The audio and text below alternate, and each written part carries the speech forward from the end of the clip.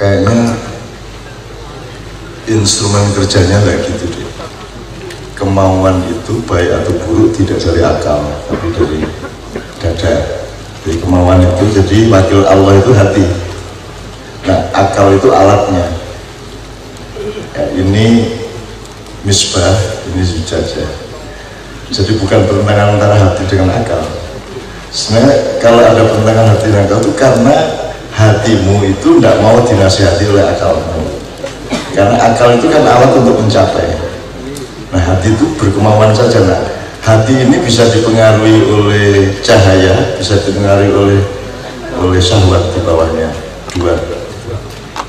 Jadi akal justru untuk menganalisis, menghitung, mempetakan dan menemukan titik simpul atau asumsi paling tidak atau hipotesis untuk mengetahui ini salah atau benar ini. Tapi tanya itu tetap akal. Jadi akal itu alat untuk mengukur malah, bukan dia yang berkemauan. Akal nggak punya kemauan. Kalaupun ada kemauan yang dipengaruhi akal, mungkin karena akalnya bilangnya gini, hatinya kemudian tumbuh ke kemauan-kemauan. Jadi sebenarnya akal itu justru untuk menilai benar apa tidak. Selebihnya ada wilayah-wilayah yang akal tidak mampu. Nah, kita harus pakai aklul ruh, akalnya rohani, bukan akalnya pikiran, tapi akalnya rohani. Jadi disebut intuisi, insting, atau rasa. Nah, Jawa rasa. Kadang-kadang akal gak paham, pokoknya rasa ini, perasaan itu gak apa-apa ini, rasaku bismillah terus.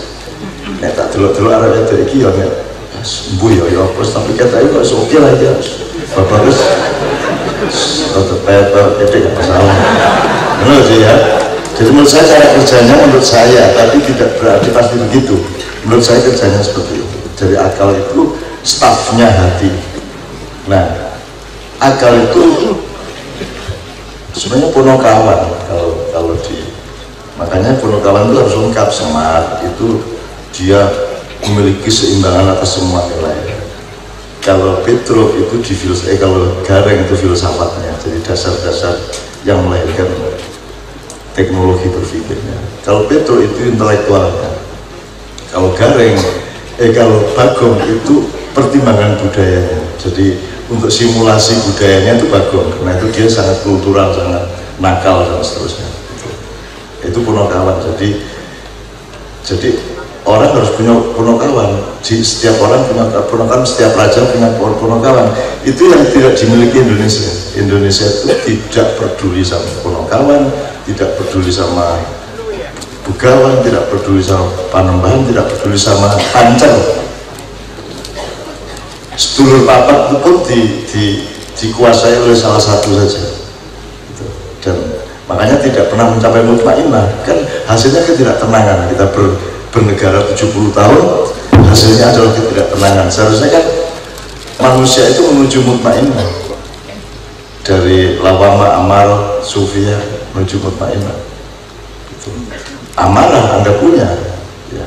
Lawama Anda punya, sufia Anda punya, tapi harus dielaborasi sedemikian rupa sehingga menjadi mutmainnah endingnya.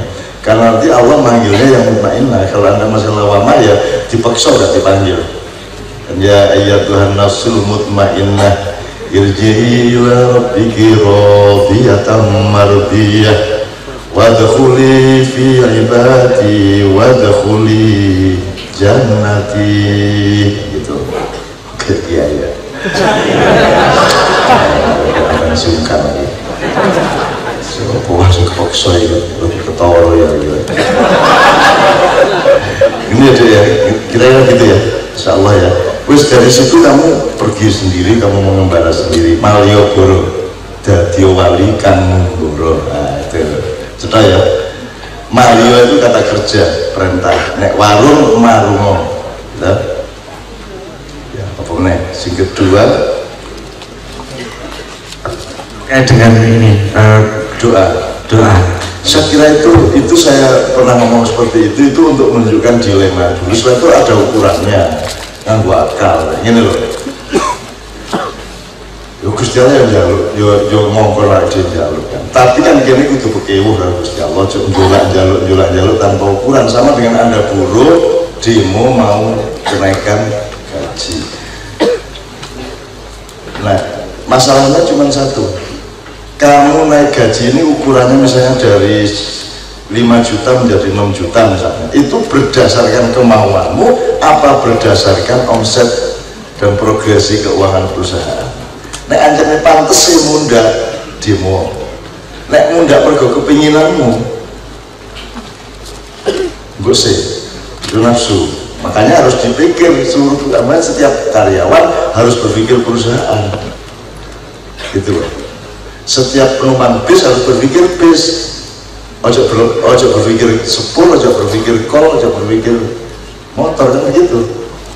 Karena kita sudah menjadi bagian dari perusahaan dan perusahaan menjadi bagian dari kita, maka kita harus berpikir komprehensif di antara dua, ya, perusahaan dan diri Anda sendiri. Nah, kalau Gusti Allah yang menjaluk opo, ya kan orang ngerti sing pantes.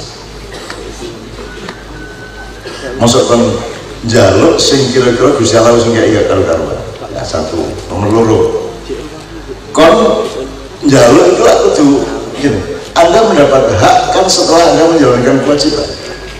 Doa itu kan untuk mendapatkan hak kabul. Nah, Anda sudah menjalankan kewajiban apa belum? Wong kon niku poso gak tahu njaluk liya ya. Ya apa kan? Kon niku nyambut gawe gak sregep, marah-marah wong sugih. Jadi kan orang pantas-pantas itu, tolong dihitung. Jadi minta itu yang efisien, yang kira-kira akurat, tepat dengan posisimu terhadap Tuhan. Kalau gitu, kalau saya gitu. Dan misalnya awak mari tirakat suwing ya. Aku ngelakoni berpuluh-puluh tahun suwing. Aku mulai cari dikatakan jalur lah.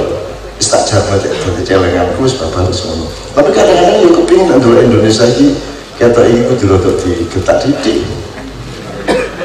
Jadi gak perlu disantet-santet sampai kejem, gak perlu lah, tapi digedekelan didik. Misalnya pas rapat kabinet loro gatel kabel kemarin itu ini nemen gatel umpamane lagak kejem aja, lagak kejem.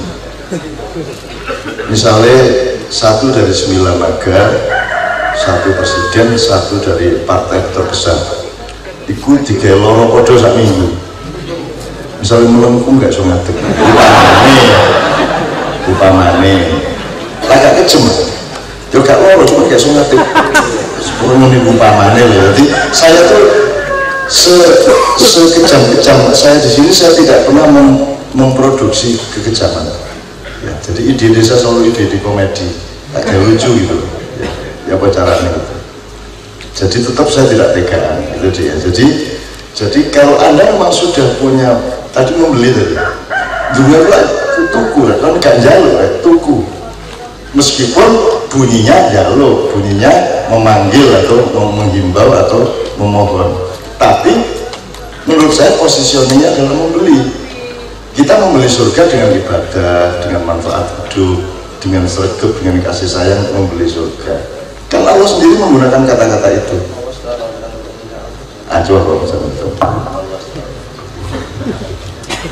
Inna Allah astara minal mu'minina anfusahum bi anna lahumul jannah, gitu ya.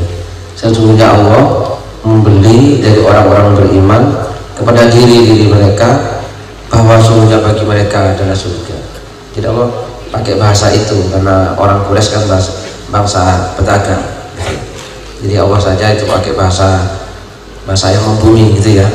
Jadi Allah membeli dari orang-orang mukmin itu kepada jiwa mereka, badan mereka, dengan balasan mereka akan dikasih surga. Jadi kita yang harus berkorban kepada Allah Ta'ala gitu ya. Begitu maksudnya. Salah satunya ya, tapi ini bukan maknya ini kan sebuah penderitaan kalau dilihat dari sudut tertentu. Ya oke niki wongnya saat ini kayak sing dilakoni ku yo gak tau ono ning dunya.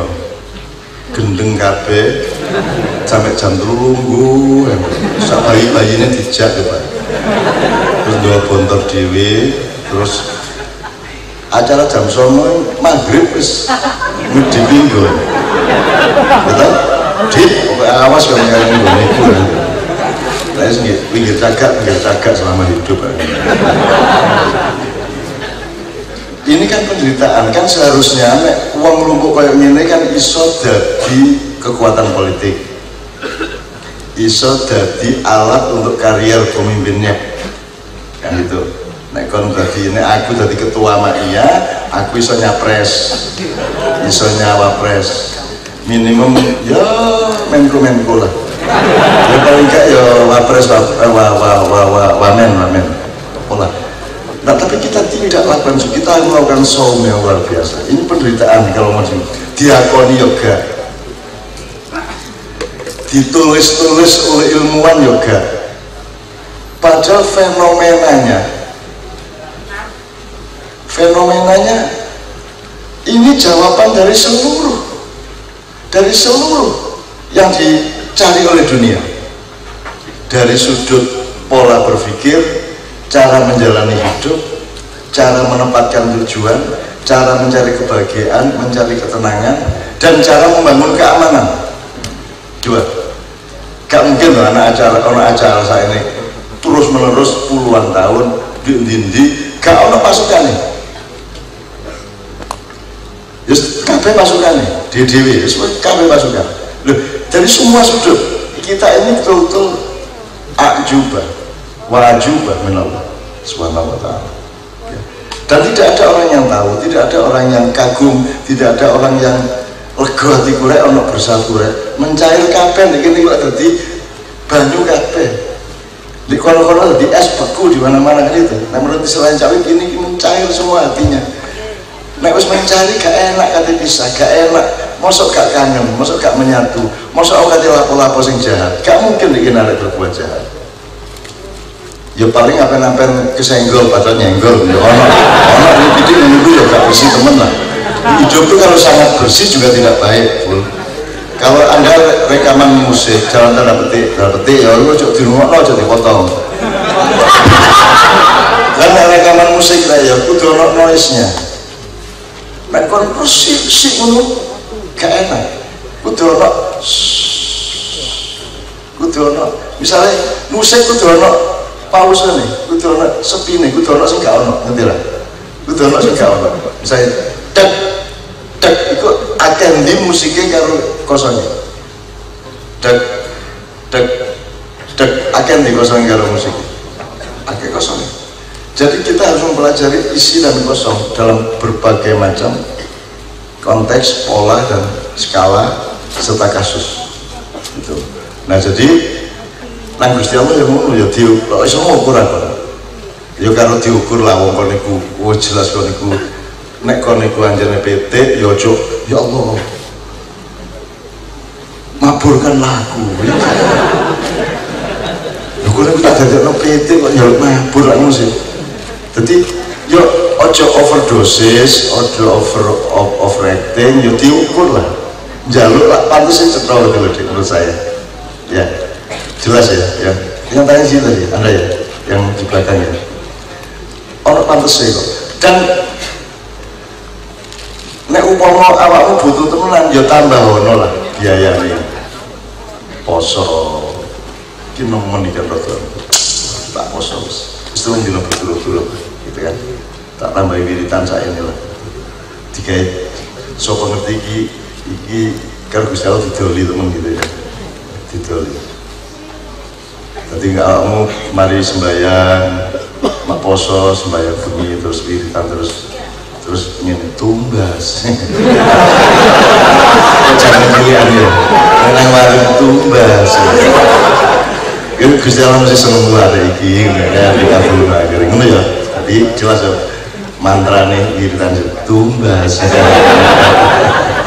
Ini ya bro ya, oke, Pak Musamil tolong tambah.